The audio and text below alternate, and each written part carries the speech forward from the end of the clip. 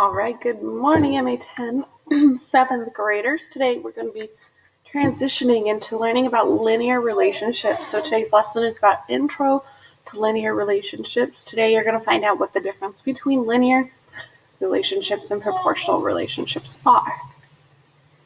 So let's start with some vocabulary. On your note page, please make sure you fill out all the empty blanks.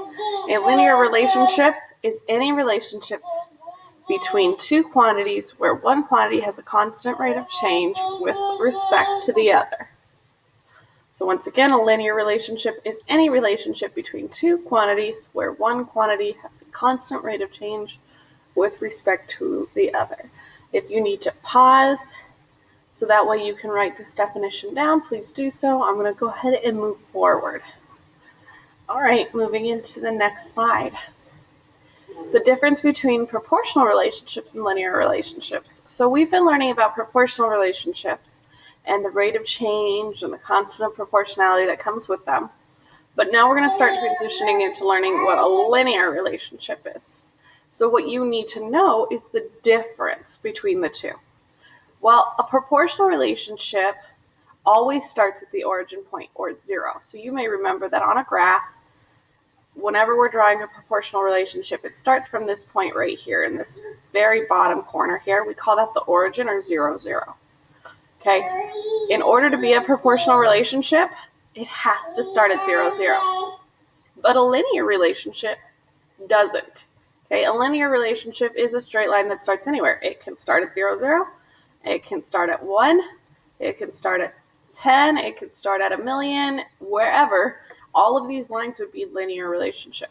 So this technically is still a linear relationship, but it is a proportional.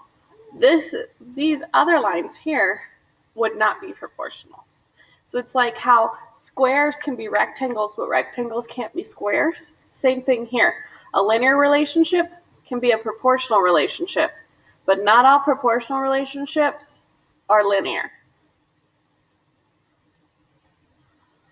And to determine if it is a proportional relationship, it has to go through that 0, 0 point. All right, I'm going to give you guys a few minutes to make sure you recorded that. Remember, not always start at 0, 0 is the difference between a linear and proportional. All proportionals start at that small axis point at the bottom, but linear relationships don't necessarily start there. All right, so let's look at example 1. Andre starts babysitting and charges $10 for traveling to the job and $15 per hour. For every additional hour he works, he charges another $15. If we worked Andre's earnings based on how long he works, we have a line that starts at 10 on the vertical axis, and then it increases by 15 an hour. Is this an example of a proportional relationship? What do you guys think? No, this is not proportional. And here's why. Because again, the proportional relationship has to start at 0, 0. But our line starts at 10 because he gets that initial $10 for travel. So if we were to draw a graph of the line, it would start somewhere up here. That's not through our origin point. So it's not a proportional relationship. It is a linear relationship, but it is not proportional. All right, so let's move on to the next part of this example. Even though this situation is not proportional, we can still calculate the rate of change and then make the equation for this graph, okay? Proportional relationships and linear relationships both use a rate of change, so we can still calculate our rate of change for this graph. If you need to pause to make sure that you've written all these words down, please do so. I'm going to move on to the next slide. All right. So here's what you're going to do. Step 1 is you're going to create a table. Okay? So we know he makes $10 at 0 hours worked. Okay? Then if he works 1 hour, he makes plus 15. So at 1 hour, it's 10 plus 15, which is 25. At 2 hours worked, he makes 25 plus 15, which is 40. And just to label this, hours worked is going to be our X, and earnings is going to be our Y. So now we've created our table. So now that we have our table, we have to find the rate of change. The formula or equation to find the rate of change is change in Y over change in X. Another way to write that would be Y2 minus Y1 over X2 minus X1.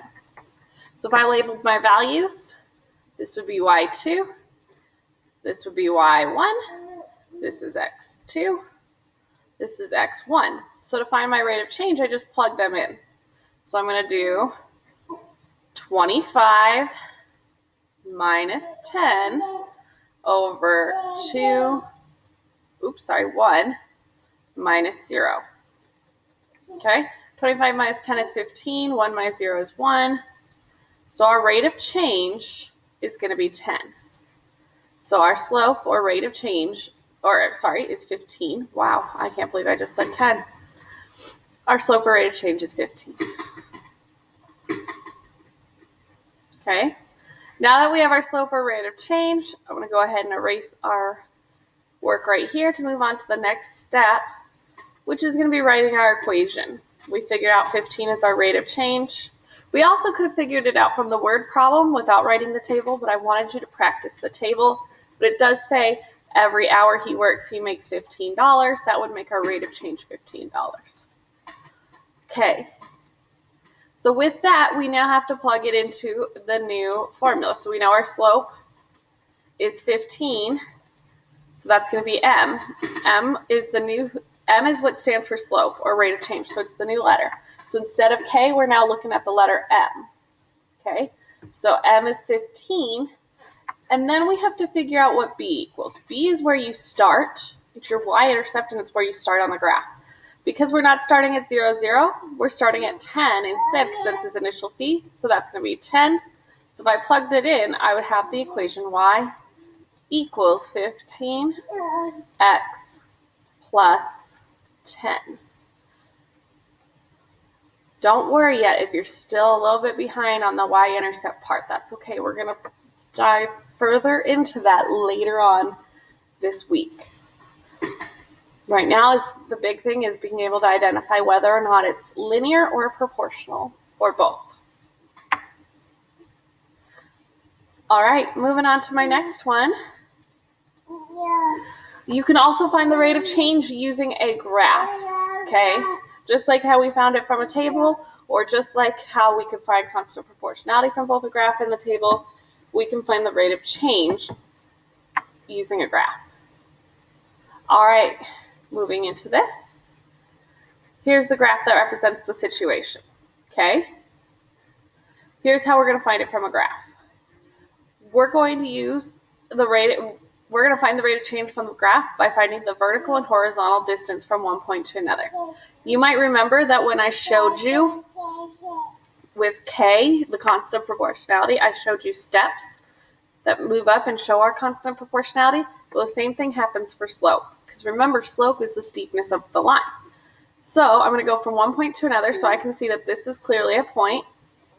So I'm going to go from 10 here all the way up to 40. Or I could go up here and go from 2 all the way up, or from 40 all the way up to 100.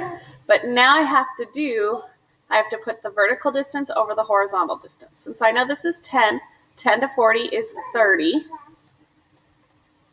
So 30 goes here. And then this is 2 because I'm going over 1, 2. Or I could use this one here, and I could say 40 to 60 is 20, to 80 is 20, to 100 is 20. So that's 60. And it's over 1, 2, 3, 4. So now that I have my rise and my run, I can put my vertical distance, which is my rise, over my horizontal distance, which is my run. So I could do 30 over 2. Or if I wanted to do the 60 over 4. And then I got to simplify it. Okay, for 30 and 2, 2 actually divides evenly into 30. 2 goes into 30 15 times. Okay, or I could do 40 and 60, and I can simplify it by pulling 2 out of both. That gives me 30 over 2, which we know that 2 goes into 30 15 times. Either way, it gives us the same rate of change, which is 15. After we have that, we can now find our equation using our initial point, which is 10 here, and we could say y equals 15x plus 10. So whether we do it from the graph or we do it from the equation, we still get, or we do it from the table, we still get y equals 15x plus 10.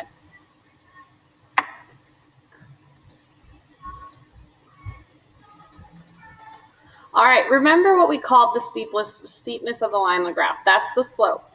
The slope of a linear equation is the same thing as the constant of proportionality or the rate of change. We just call it slope now. Proportional relationships are still a type of linear relationship. However, the proportional relationships we are used to contain the graph 0, 0. But proportional relationships are just one type of linear relationships, and linear relationships can begin at any point, and they don't have to begin at 0, 0. So remember that our proportional relationships is a linear relationship, but a linear relationship has many more types than just the proportional relationship.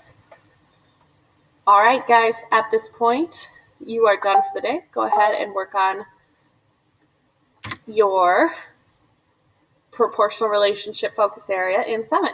Have a good day, guys.